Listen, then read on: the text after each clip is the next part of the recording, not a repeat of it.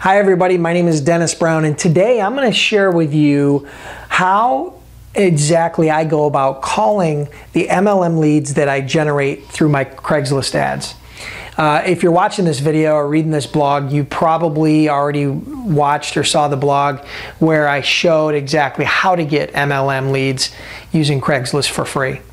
And I got a lot of questions after I posted that, so I figured that I'd shoot this quick video and share with you how to go about talking to those leads, what to say to those leads. So I'm going to dive right in. The first and most important thing that you need to understand is that you have to be confident when you're talking to these people on the phone. You can't be shy, you can't be timid, okay? The next thing is you want to keep these conversations very short. These calls should all be under 5 minutes, okay? You want to be very brief with these calls, all right? And you want to control the calls by asking questions. So here's an example of how I go about it. I'll call up the person and I'll say, hey Joe, this is Dennis Brown from Buffalo, New York. I'm calling you back in regards to the Craigslist ad that you responded to. And whatever your Craigslist ad is, just maybe remind them promoters wanted or whatever the ad headline was. And they'll typically say, if you call them back pretty quickly after they responded, they'll probably say, yeah, oh yeah, I remember. And just know they've probably responded to a bunch of ads, so you need to refresh their memory. And then the next thing you say is, hey, listen, I'm really glad you called. Do you got a couple of minutes? And they're probably going to say, you know, it depends on what's going on. They're going to say, sure. And at that point, you just simply say, before we get into the position, Joe, I want to that I'm going to share some details with you on. I'd like to ask you some questions to get to know you a little bit better, okay? And then you just dive right in. So, Joe, can you tell me a little bit about yourself? Tell me a little bit about your background. That's the first question I ask. And now they're going to elaborate. They're going to tell me maybe about their job. They're going to tell me about where they went to school. They're going to tell me a little bit about their background, tell me a little bit about family or whatever the case may be. All right, that's going to give me a little bit of an intro into them. And then I'm going to ask them a couple of more questions. And you want to control the conversation by asking questions. The next question I ask them is, so Joe, how much time do you have to invest on a weekly basis into making some extra money? An extra 5 hours, 10 hours, 20 hours? How much time do you have to work on a project like this? And they're typically going to respond with whatever they are. You're going to get a sense as to, you know, make sure you're taking notes to get a sense as to how busy they are or how excited they are about getting an opportunity like this. And then the next thing you're going to ask is, well, how much money are you looking to make on a monthly basis, a weekly or monthly basis? You know, most of them are going to say, you know, maybe they're looking to make an extra $500 to $1,000 a month, which is fantastic because that's very easily done in most network marketing businesses. And then one of the other questions I ask them is this, as I'll say, you know, Joe, the last question I want to ask you is this: why are you out here looking for some extra money? What's happened or what's changed that's caused you to be out here looking for a way to make some extra income part-time?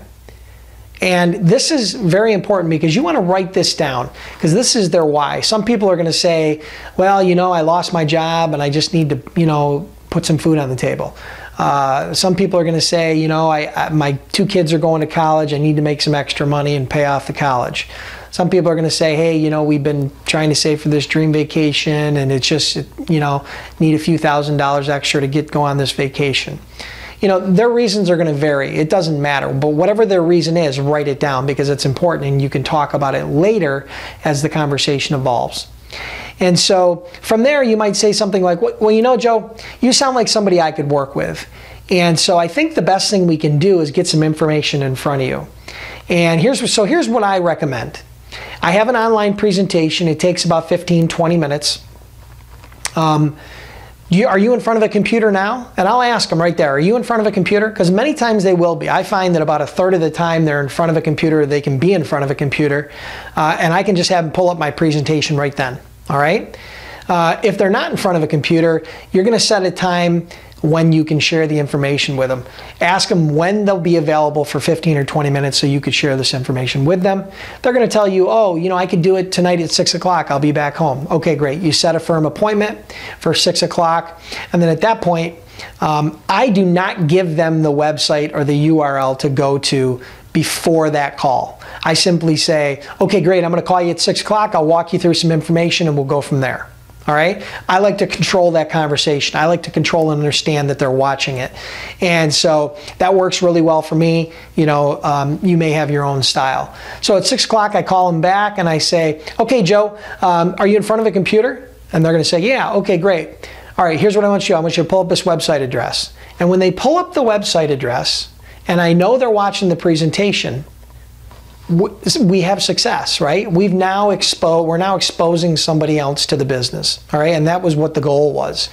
What they say at the end of it, we can't always control, okay?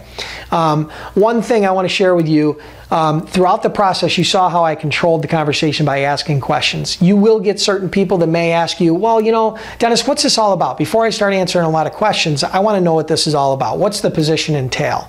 And what you say to those people is this. Say, "Joe, with all due respect, you know, I understand this is about making money. This is what this is about. It's about making money. And you have to understand, I don't just work with anybody, so I need to learn a little bit more about you before I share any sort of information with you." Okay, is that fair? And if they say no, you know, they're just belligerent, just say, "Hey, listen, I appreciate your time," and let them go. Very rarely is that going to happen. I think that probably happened to me maybe 2 out of 100 times, okay? Very small percentage of the time. The rest of the time, people are very cooperative. They're looking for a way to make extra money. You just need to find out if what you have to offer is what they have in mind, okay? Hope you liked the video. Hope you liked the blog. Take care. Talk to you soon. Bye.